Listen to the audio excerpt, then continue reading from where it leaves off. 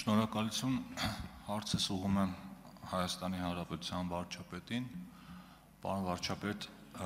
ինչպես գիտեք, հիմա ցորենի թեման է շատ տրենդային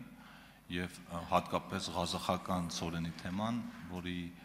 հետևանքով մեր շատ ընդդիմադիր գործընկերներ դարձել են արդեն ցորենի մասնագետներ ու տարբերում են, որ կարգի ցորենը ինչի համար է օգտագործվում, բայց հիմա արդեն այդ ցորենի թեման ոնց որ զարգացել է ու դուրս է եկել միջազգային ասպարեզ, դուք քիչ առաջ խոսում եք կոնսպիրացիաներից ու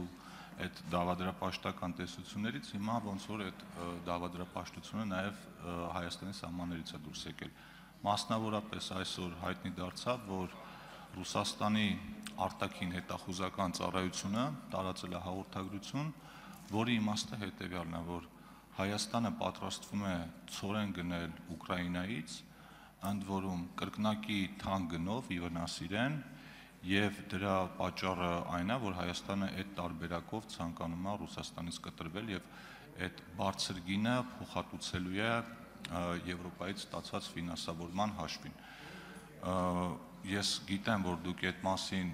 լրագրողների հետ զրույցում խոսել եք, բայց դրանից հետո նաև այլ զարգացում տեղի ունեցավ Ռուսաստանի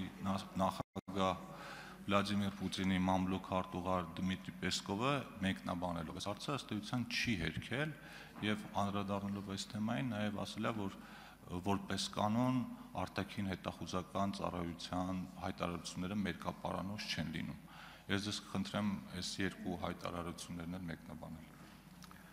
Հարցին կպատասխանի Հայաստանի Հանրապետության վարչապետ Նիկոլ Փաշինյանը, համեցեք պարոն վարչապետ։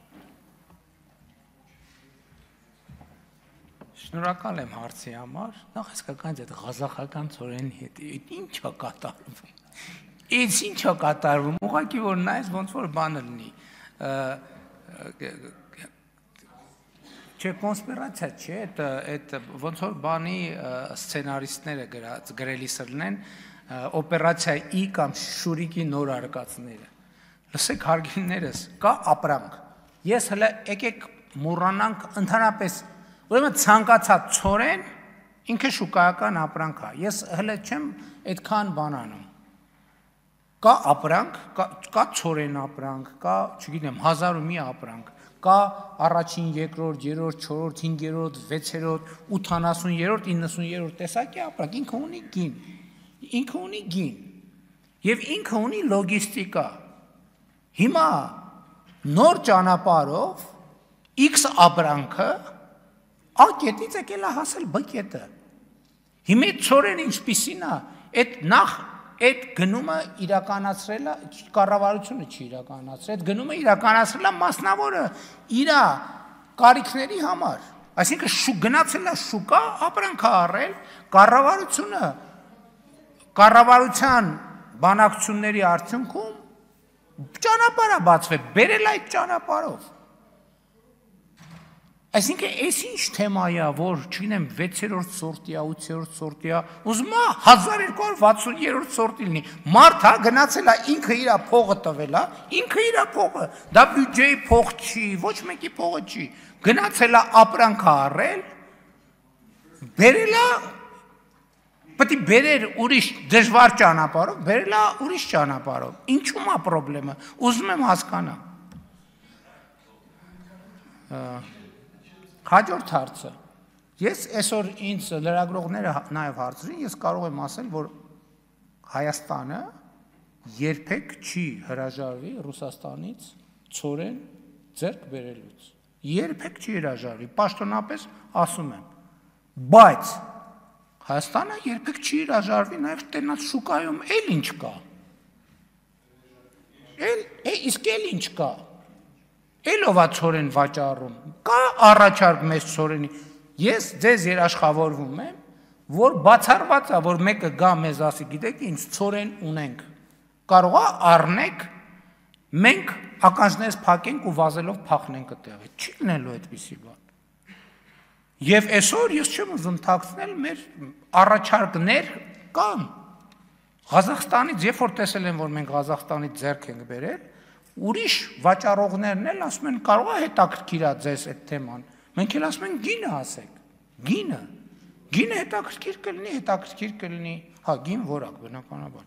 Հետաքրքիր չի լինի, կասենք չէ, հետաքրքիր չի։ Ինչու՞մ է խնդրեմը։ Այսինքն ես էլի բան ծորեն առնելը ամուսնություն, ահա, որ էլի մենք այդ ռեժիմը ես չեմ հասկանում, որ բանը տերես ворթյակա, տերես հնազանդ է, տենց հարաբերություն չկա, մենք ծորենի առևտրի մեջ ոչ մեկի հետ նույնիսկ եզրասի օրհնությամբ տենց հարաբերության չենք մտել։ Ինչու՞ է խնդրեմ, ես տենց չեմ կարող հասկանում։ Համեցեք արձագանք, պարոն Թոնյան։ Շնորհակալություն։ Պարոն վարչապետ, միանշանակ Հայաստանի Հանրապետությունը ցանկացած ապրանքի պարագայում, որը իրեն ձեռնտու է ավելի լավ գինե առաջարկում, դա էլ պիտի առնի։ Դրանում երկու կարծիք լինել չի կարող։ Ուղղակի այս հայտարարությունը հետաքրքիր էր նրանով, որ դա արել են ոչ թե ինչ-որ փորձագիտական շրջանակներ, ոչ թե ինչ-որ առանձին լրատվականներ, այլ սա արել է իրենց արտաքին հետախուզական ծառայությունը եւ նախագահի մամուլի քարտուղարն էլ ըստ էության հաստատել է։ Ըստ այդմ մի քիչ հետաքրքիր է այդ դեպքում որն է այդ հայտարարության նպատակը ու ինչ են փորձում մեզ դրանով ասել։ Իրանց արտաքին հետախուզական ծառայությունը 2022 թվականի գարնանը ասում էր բացառված է, որ սահմանին էսկալացիա լինի, որովհետև հապկը ընդեղ է։ Եվ էլ չասեմ դա ինձ առաջ ինչ էր ասում։ Իրանց արտաքին հետախուզական ծառայությունը 20 թվականի սեպտեմբերի 20-ին ասում էր բացառված է, որ էսկալացիա չի լինելու եւ այլն եւ եկեք չմտնենք էլի այդ դաշտեր արտաքին հետախուզական ծառայությունը